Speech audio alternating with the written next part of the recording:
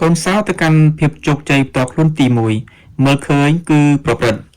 អំពើបង្កើតលទ្ធផលអំពើល្អបង្កើតលទ្ធផលល្អហើយអំពើអាក្រក់បង្កើតលទ្ធផលអាក្រក់ព្រោះហេតុនោះដើម្បីបានជាមនុស្សមានជោគជ័យយើងត្រូវមានសមត្ថភាពដើម្បីឆ្លុះមើលខ្លួនយើងឆ្លុះមើលពិភពលោករបស់យើងនិងអ្វីៗនៅក្នុងពិភពលោកនេះឲ្យបានត្រឹមត្រូវយើងមើលឃើញឬយល់ដឹងដោយវិញ្ញាណនៅពិភពលោករបស់យើងមិនមែនគ្រាន់តែជាមួយនឹងភ្នែករបស់យើងប៉ុណ្ណោះទេប៉ុន្តែតាមរយៈបណ្ដុំនៃវិញ្ញាណទាំង5របស់យើងគឺចក្ខុវិញ្ញាណសោតវិញ្ញាណផស្សវិញ្ញាណរសវិញ្ញាណនិងឃានវិញ្ញាណជាមួយគ្នាវិញ្ញាណទាំង5បង្កើតឡើងនៅតម្រេះឬគំនិតទាំងឡាយរបស់យើងអ្វីៗទាំងអស់មានប្រភពចេញពីតម្រិះឬសេចក្តីរិះគិតទាំងឡាយរបស់យើងការរិះគិតរបស់យើងបង្កើតជាជំនឿខ្លះៗដែលបង្កើតបន្តនៅសេចក្តីសង្ឃឹមឧទាហរណ៍កាលពីក្មេងយើងជឿថាយើងឆ្លាតបន្ទាប់មកយើងសង្ឃឹមដើម្បីប្រឡងជាប់នៅដំណាច់ឆ្នាំសេចក្តីសង្ឃឹមនេះញ៉ាំងឲ្យយើងមានវេទនាអារម្មណ៍ល្អអំពីខ្លួនយើងនិងអំពីជីវភាពនៅសាលារៀនយើងមានវេទនាអារម្មណ៍យ៉ាងម៉េចគឺវាកំណត់នៅចរិយាឬការប្រព្រឹត្តរបស់យើងចំពោះការរៀនសូត្រយ៉ាងហ្នឹងហេតុដូច្នេះយើងខ្លាចជាមនុស្សមានការយកចិត្តទុកដាក់រហ័សរហួននិងមានអំណរសាទរចំពោះការសិក្សាជាបន្តចរិយារបស់យើងជះឥទ្ធិពលទៅលើការប្រព្រឹត្តរបស់យើងដូច្នេះយើងធ្វើកិច្ចការសិក្សានៅផ្ទះដោយផ្ចិតផ្ចង់និងដោយស្មោះស្ម័គ្រទីបំផុតអំពើរបស់យើងផ្ដល់វិភាគទានដោយផ្ទាល់ដល់សមិទ្ធផលឬជោគជ័យរបស់យើងលទ្ធផលទាំងឡាយដែលយើងទទួលបាននឹងជួយឬពង្រឹងឬមួយបន្សោយធ្វើឲ្យចុះខ្សោយនៅជំនឿដែលដកជាប់ក្នុងចិត្តឬក្នុងចរិតរបស់យើងហើយវត្តគំនិតអំពើមួយត្រូវបានកើតចេញជារូបរាងឡើងពេលវេលាចេះតែកន្លងទៅបើយើងមិនកែប្រែការរិះគិតរបស់យើងអំពីស្ថានភាពទេយើងនឹងអភិវឌ្ឍបាននៅប្រព័ន្ធជំនឿឬសមិទ្ធកម្មជីវិតមួយមនុស្សទាំងឡាយជាសត្វមានវិចារណញ្ញាណខ្ពស់ណាស់ហើយយើងធ្វើអ្វីៗពីព្រោះអ្វីៗនោះមានន័យចំពោះយើងដូចគ្នាបើយើងប្រកែកមិនធ្វើអ្វីមួយក៏ពីព្រោះអ្វីនោះប្រាប់ន័យឲ្យយើងដឹងថាមិនត្រូវធ្វើវាដែរបញ្ហាគឺថា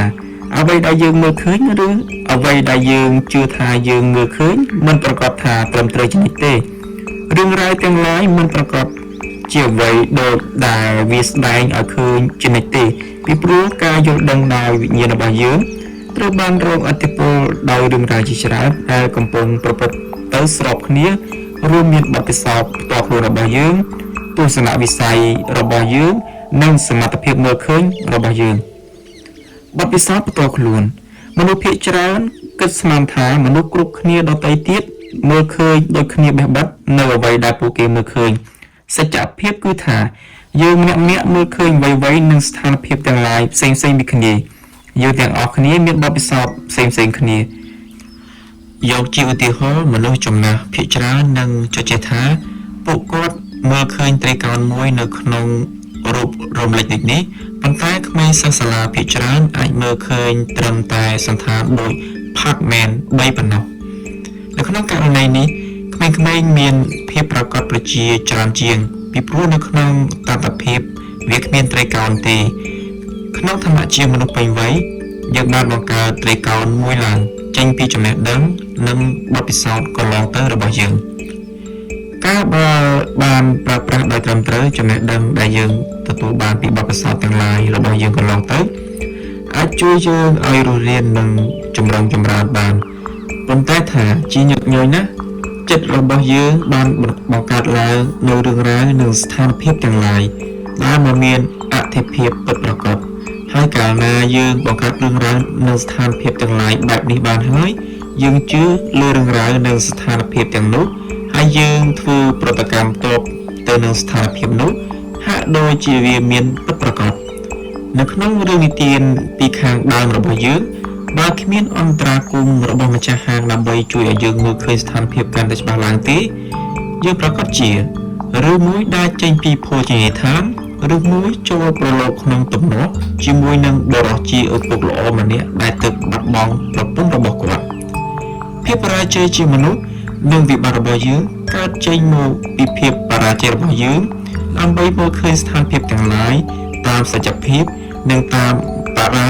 មុមាត់ទោ សនវិស័យផ្សេងគ្នា different perspectives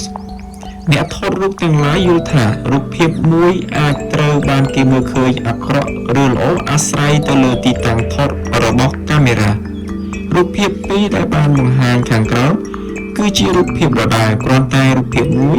ជារូបភាពថតបញ្ច្រាស់លើជាក្រោមជាលើរបស់រូបភាពមួយទៀតដោយមើលឃើញរូបខាងឆ្វេងអាចមានយុវជនណាម្នាក់ចង់កាត់យកដាក់ក្នុងស៊ុំកញ្ចក់ហើយព្យួរនៅឯជញ្ជាំងទុកមើលចំណែកឯរូបភាពខាងស្ដាំវិញបើគាត់មើលឃើញគាត់នឹងមិនធ្វើដូច្នោះទេលើកលែងតែរូបភាពនោះជារូបភាពរបស់ជីដូនជាទីស្រឡាញ់របស់គេប៉ុណ្ណោះការមើលឃើញគឺជាការប្រព្រឹត្តឬការធ្វើអ្វីដែលយើងឃើញកំណត់នៅអ្វីដែលយើងធ្វើដូចគ្នាប្រជាជនរស់នៅទីក្រុងមើលឃើញស្ថានភាពផ្សេងគ្នាពីប្រជាជនដែលរស់នៅទីជនបទឆ្ងាយៗភាគច្រើននៃអ្នករស់នៅក្នុងទីក្រុងមើលឃើញសត្វពស់ទាំងឡាយថាជាសត្វបង្កគ្រោះថ្នាក់ដែលត្រូវបានគេខ្លាចប៉ុន្តែអ្នកជនបទទាំងឡាយវិញមើលឃើញសត្វពស់ទាំងឡាយថាជាអាហារដ៏មានរសជាតិអ្នករស់នៅទីក្រុងជាច្រើនមានសេចក្តីលំបាកក្នុងការយល់អាកប្បកិរិយានិងចរិយារបស់អ្នករស់នៅជនបទ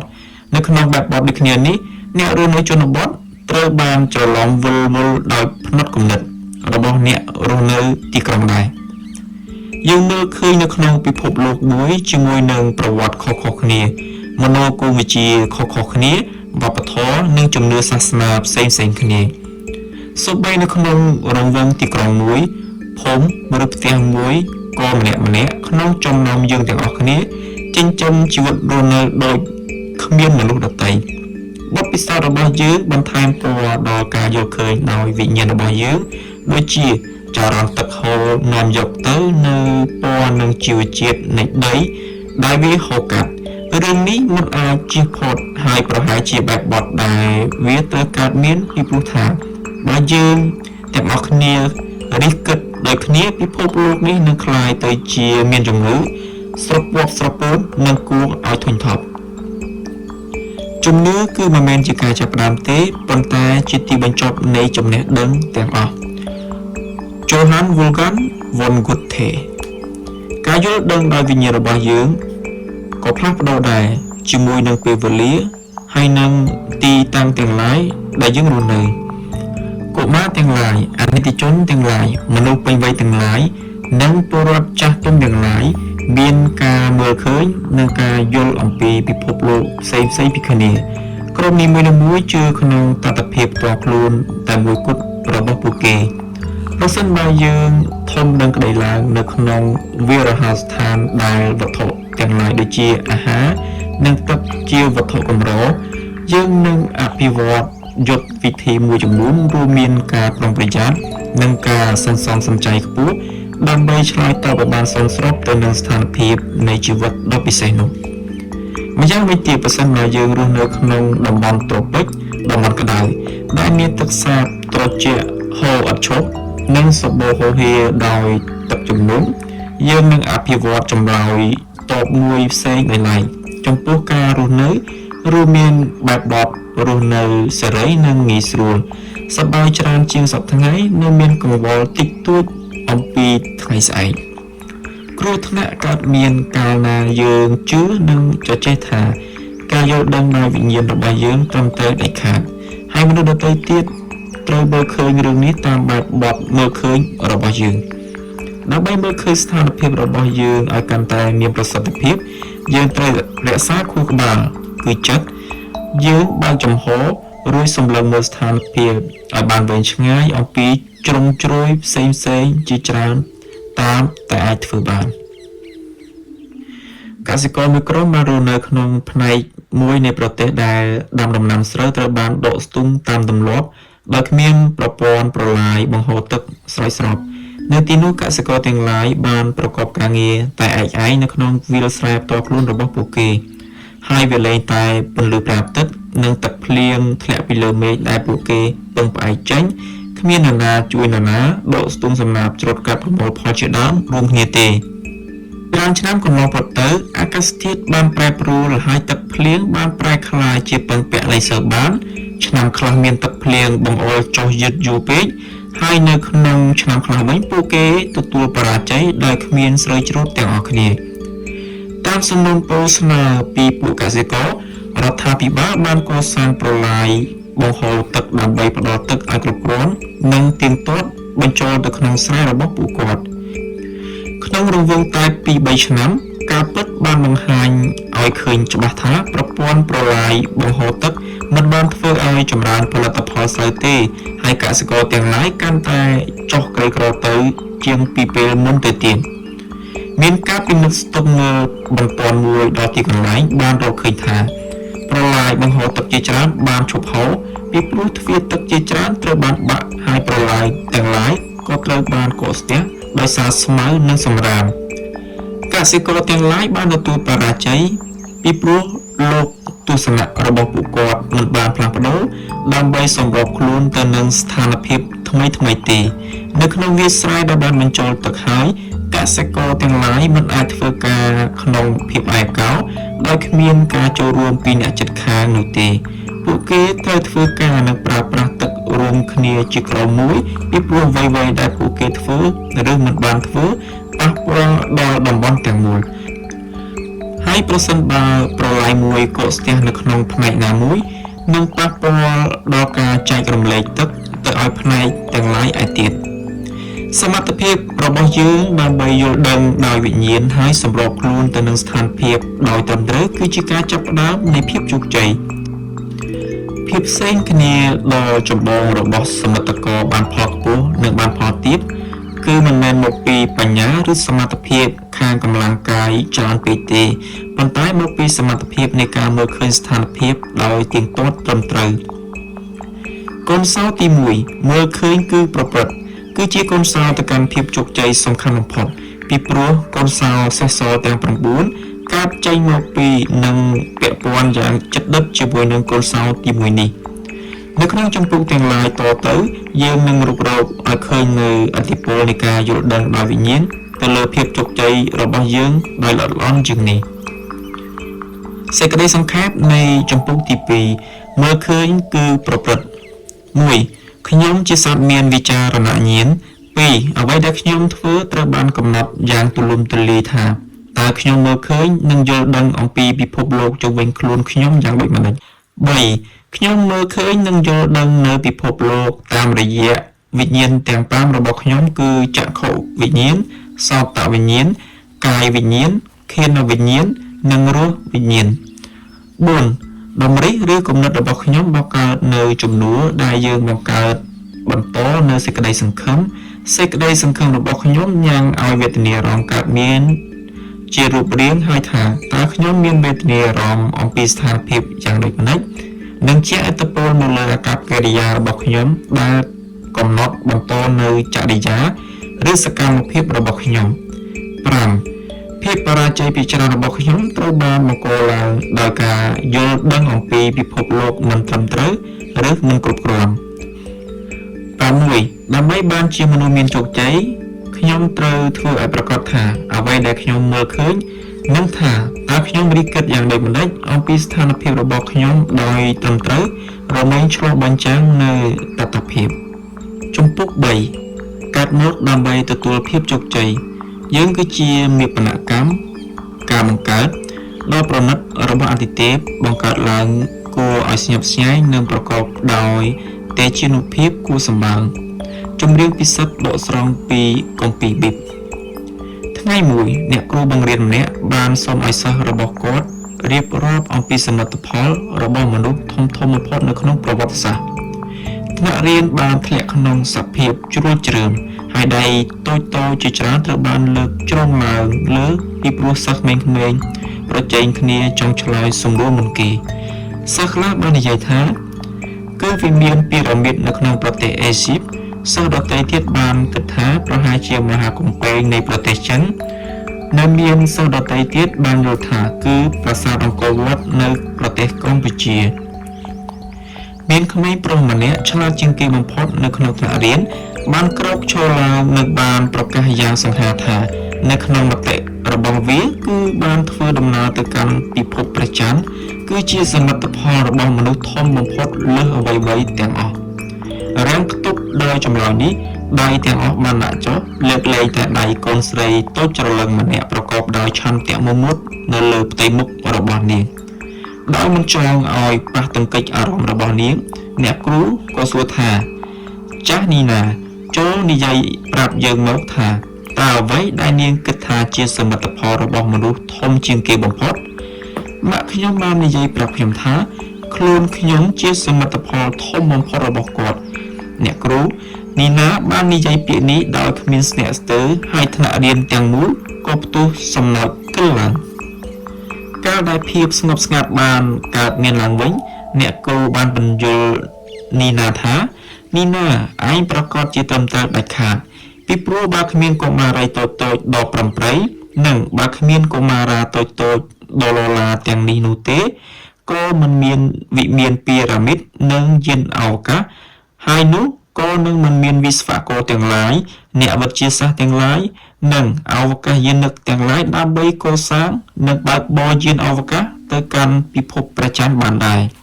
9ខែមុនពេលលោកអ្នកបានកើតទឹកកាមឬមេជីវិតរបស់ឪពុកលោកអ្នកបានប្រហែលតម្រង់ឆ្ពោះទៅកាន់ឥណ្ឌា DH នៅក្នុងសរីរាង្គរបស់ម្ដាយលោកអ្នកគ្រាន់តែមេជីវិតដំបូងគេចូលបានទៅក្នុងឥណ្ឌាភ្លាមស្រទាប់ខាងក្រៅនៃឥណ្ឌាចាប់ប្រែប្រួលដើម្បីរាំងខ្ទប់មេជីវិតដទៃទៀតមិនឲ្យចូលបាន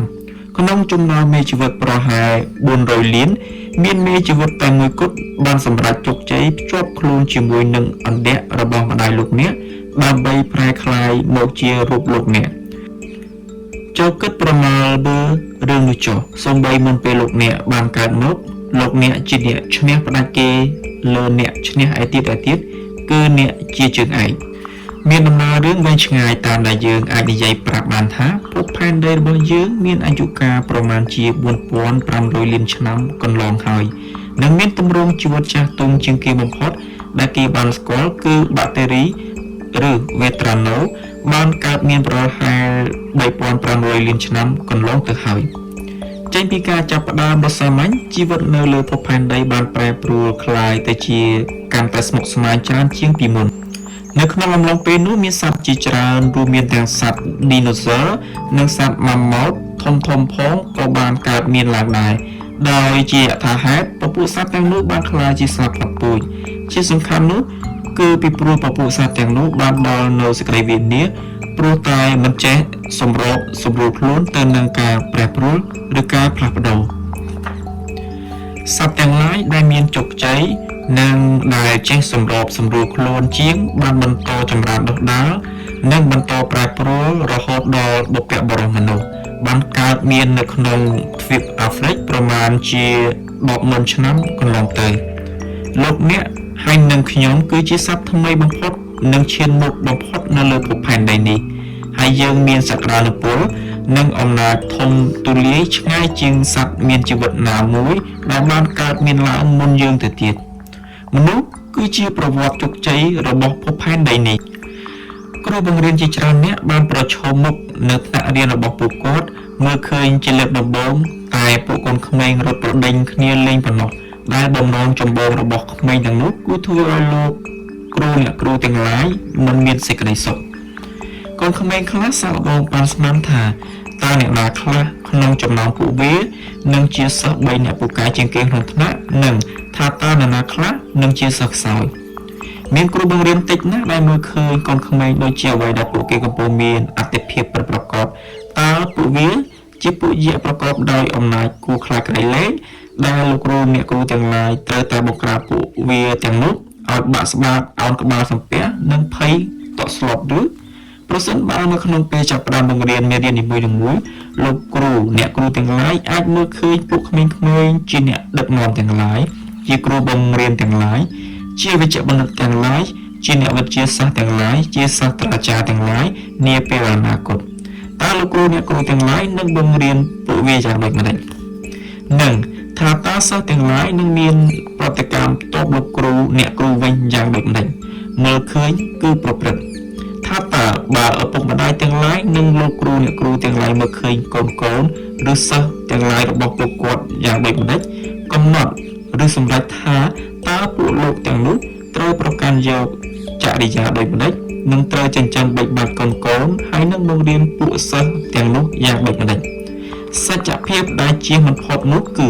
បើយើងមើលឃើញខ្លួនយើងយ៉ាងណាយើងនឹងមានចរិយាឬការប្រព្រឹត្តប្រកបដោយអត្ថន័យមកលើជីវិតរបស់យើងយ៉ាងនោះដែរយុវជនផ្សងព្រេងទាំងឡាយរបស់យើងរកឃើញថា